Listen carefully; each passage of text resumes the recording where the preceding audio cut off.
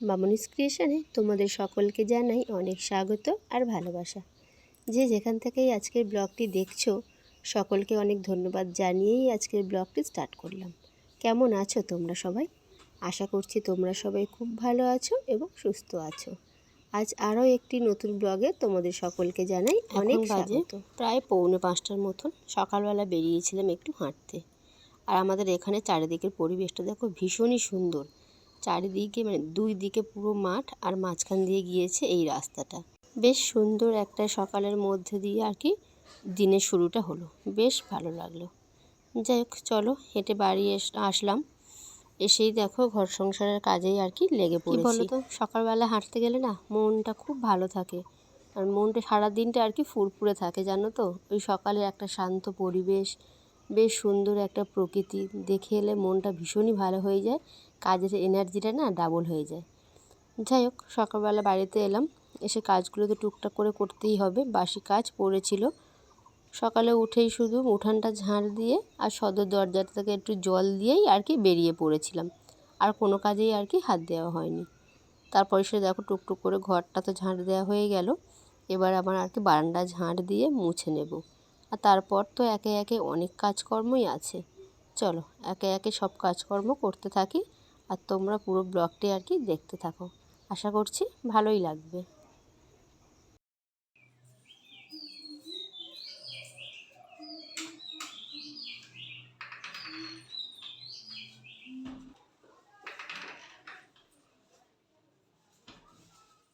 দেখো সমস্ত কাজ তো আমার সারা হয়ে গিয়েছে, স্নানটাও করে ফেলেছি। এবার যাব ছাদে, জামা কাপড়গুলো মেলে দেবো। জানো তো, ছাদে না কয়েকটা গাছ দিয়েছি, ভীষণ সুন্দর হয়েছে গো গাছগুলো, আর প্রচুর ফুল দিচ্ছে। এদিকে দেখো আজকের না রোদ্দুরটা আছে, কিন্তু হালকা একটু মেঘ আছে। আর এদিকে দেখো কতগুলো আর কি গাছ দিয়েছি। আর এখানে দেখো জামা কাপড়গুলো সব কেচে মেলে দিয়েছি। জামা কাপড় মেলা হয়ে গিয়েছে, চলো নিচে যাই, ঠাকুরকে গিয়ে পুজো দেবো। পুজো টুজো দিয়ে আর কি তারপর রান্না বান্না। জানো তো বেশ কিছুটা বেলা হয়েছে, প্রায় 9টার মতন বাজে, এখনও পর্যন্ত রান্না চাপাইনি। কেন বলো তো, যেহেতু ছেলে স্কুল ছুটি পড়েছে, রান্নার তাড়াটা আর কি নেই, ওই জন্য আর কি একটু ধীরে সুস্থে বসে আর কি কাজকর্ম। আর এখনও দেখো মাছগুলো কি সুন্দর খেলা করছে না, ভীষণ সুন্দর গোরা। জানো তো খুবই কথা শুনে, তুমি যদি একটু খাবার দাও এসে সবাই খেতে ব্যস্ত। আর কাছে গোড়ায় এলে না ওরকমই করে, বুঝতে পারে যে মানুষ আসে যে ওদের কাছে, এই অনুভূতিটা হয়তো ওরা কিছুটা হলেও হয়তো পায়। যাই হোক, চলো চলো ঠাকুরকে পুজো দিয়ে দিয়েছি, সেটা তোমাদের সাথে আর কি শেয়ার করতে পারিনি। চলো পুজো হয়ে গিয়েছে, পুজোর জিনিসগুলো আর কি একটু তুলে গুছিয়ে রাখি, আর একটু প্রসাদ আছে, প্রসাদটাও কি বলো তো, দিনের শুরুটা যদি এখান থেকেই হয় না, মনটা সারাদিন বেশ ভালো থাকে। এই জায়গাটাতে একরকম অন্য একরকম মানসিক শান্তি আছে, এখানে বসলে না এমনিতেই আর কি মনটা শান্ত হয়ে যায়। দেখো আমার ছোট্ট গোপুসোনা দুটোকে কেমন লাগছে দেখো। যাই হোক, চলো পুজোর প্রসাদ সব তুলে নিয়েছি, আর সব কিছু বাসন ধুয়ে গুছিয়েও রেখেছি, আবার সন্ধ্যেবেলা পুজো হবে। দেখো চলে এসেছি রান্নাঘরে। আজ যেহেতু বৃহস্পতিবার, আর এখন ঘড়ির কাঁটাতে প্রায় সকাল 8:30 9টার মতন বাজতে চললো। রান্না তো বসাইনি, আজকে জানো তো রান্নার মেনুতে একটুখানি ধোকার ডালনা করব। আর হাঁটতে বেরিয়েছিলাম যে বললাম, একটু কলমি শাক কিনে এনেছি একদম বাজার থেকে, বাজারের ওপর দিয়েই তো আসি, কলমি শাক একটু কিনে এনেছি। তার জন্য আগের দিন রাত্রেই ছোলার ডালটা আর কি ভিজিয়ে রেখেছিলাম।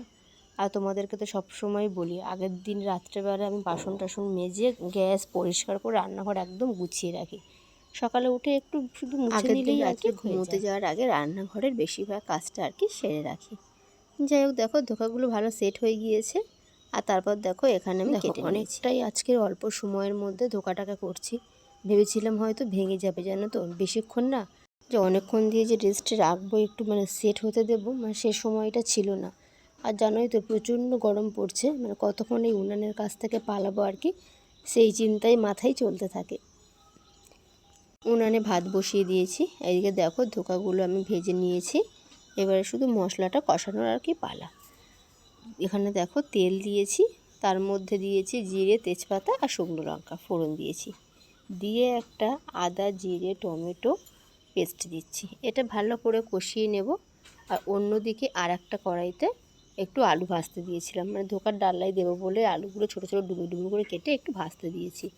ভাজা আলুটা দিলে কি বলো তো না তাড়াতাড়ি সিদ্ধ হয়ে যায়, আর বেশ সুন্দর। আর উনানে তো ভাত বসিয়ে দিয়েছি, শুধু ঝোলটা ফুটে ওঠার অপেক্ষা। তাড়াতাড়ি রান্নাবান্না শেষ। চলো রান্নাবান্না শেষ করে নিয়ে একটু আজকে ঘরদোর গোছাবো, জানো তো অনেক দিন ঠিকঠাকভাবে মানে গোছানো হয়নি। মানে প্রতিদিনই গোছাই টুকটাক, কিন্তু এই বাড়িতে কাজকর্ম চললে না এত প্রচণ্ড ধুলো হয় যে প্রতিদিন তুমি গুছিয়েও মনে হবে যে কিছুই করিনি। যাক চলো, আমার রান্নাবান্না মোটামুটি কমপ্লিট। চলো একটু পরিষ্কার করে নিই গ্যাস ওভেনটা। কী বলো তো, এই গ্যাস ওভেনটা আমার মানে যদি একটু অপরিষ্কার থাকে আমার মাথাটা না ভীষণ গরম হয়ে যায়, বিশ্বাস করো। মানে গ্যাস ওভেন যখনই রান্না করতে হয় যদি সবসময় দেখি যে পরিষ্কার, মানে চোখের আগে পরিষ্কার, ওটাতেই আমার মানসিক শান্তি। তাছাড়া আমি রান্না করি, উনানে রান্না করি ভালো, তাও ভালো, কিন্তু ওভেন আমার সবসময় ঝকঝকে পরিষ্কার চাই। যাই হোক চলো রান্নাবান্না করে নিয়েছি, নিয়ে সাবান দিয়ে ওভেনটাকে মুছে নিয়েছি, আর বাসনও সব মেজে গুছিয়ে রেখেছি। দেখো আমার যেমন রান্নাঘর ছিল তেমনই রান্নাঘর আছে। রান্না তো হয়ে গিয়েছে বললাম, ভাত হয়েছে, শাক ভাজা হয়েছে, আর ওদিকে হয়েছে ধোকার ডালনা। দেখো চলো দুপুরবেলা খাওয়া দাওয়া করে একটু ঘুমিয়েছিলাম গো, প্রচণ্ড গরম পড়েছে, গরমে আর কিছু করতে ইচ্ছে হচ্ছিল না। এবার বিকালে উঠে গাছগুলোতে একটু জল দিলাম, দিয়ে ঠাকুরকে সন্ধে দিলাম, দিয়ে এলাম রাতের রান্নাটা করতে। অনেক দিন ধরে না ফ্রিজে একটু মটরশুঁটি ছিল, মানে কড়াইশুঁটি আর কি ছিল, মানে বেশ অনেক দিন ধরে ডিপে ফ্রোজেন করা ছিল। ভাবলাম যে না হয়তো নষ্ট হয়ে যাবে, সেটুকু মানে অল্প একটুই ছিল, সেটাই ভাবলাম যে হলো একটু কড়াইশুঁটির কচুরি করি। আর দুপুরবেলা একটু ভিজিয়ে রেখেছিলাম কড়াইশুঁটিগুলো আর কি, সেগুলো দেখো বেশ ভালো করে একটু গরম জলে ফুটিয়ে মানে সিদ্ধ করে নিয়ে মিক্সিতে কাঁচা লঙ্কা, আদা আর একটু নুন দিয়ে আর কি, কড়াইতে তেল দিয়ে একটু কালো জিরে ফোড়ন দিয়েছি, আর একটু নুন মিষ্টি দিয়েছি, দিয়ে ভালো করে নাড়াচাড়া করে নিয়েছি। ভালো করে পুরটাকে আর কি শুকিয়ে ফেলেছি। আর এখানে দেখো আলুর দম করবো বলে আলুগুলোকে ভাজতে দিচ্ছি। আজকে রাতের মেনুটাই হচ্ছে কি কচুরি আর একটু আলুর দম করব, সেরকমই ইচ্ছা আর কি আছে। চলো, যেহেতু বৃহস্পতিবার রাতে আমাদের কেউই ভাত খায় না, আর কোনো মানে সঙ্গী যে তরকারি, সঙ্গী না ভাতের সঙ্গে ঠেকাঠেকি কোনো তরকারিও খায় না, একদমই আর কি নিরামিষ চলে। যাক চলো, এখানে আলুগুলোকে ভাজতে দিয়েছি, আলুগুলো ভাজা হয়ে যাক, আর ওদিকে আমি ময়দাটাকে মেখে নিই। দেখো এদিকে আমি ময়দাটা মেখে লেচিগুলোর মধ্যে পুর ভরে রেখেছি। আর এদিকে দেখো আলুর দমের মশলাটাও কষানো প্রায় আমার হয়ে এসছে। মশলাগুলো গায়েতে যখন তেল ছেড়ে দিয়েছে, এরপর একে একে সব গুঁড়ো মশলাগুলো আমি এখানে যোগ করব। হলুদ গুঁড়ো, লঙ্কার গুঁড়ো, জিরে গুঁড়ো, ধনে গুঁড়ো, আর দেবো নুন। প্রতিদিনের যে গুঁড়ো মশলা থাকে আমাদের রান্নার জন্য, সেই গুঁড়ো মশলাগুলোই দিয়েছি, দিয়ে ভালো করে কষিয়ে নিয়ে আরও একবার কষিয়ে নিয়ে তারপর ভাজা আলুগুলোকে আর কি দিয়ে দিয়েছি। চলো এটাকেও একটু কষিয়ে নিয়েছি, নিয়ে তার মধ্যে দিয়ে দিলাম গরম জল। এটা তাহলে ফুটতে থাক, এবারে কচুরিগুলো আর কি ভেজে নিই।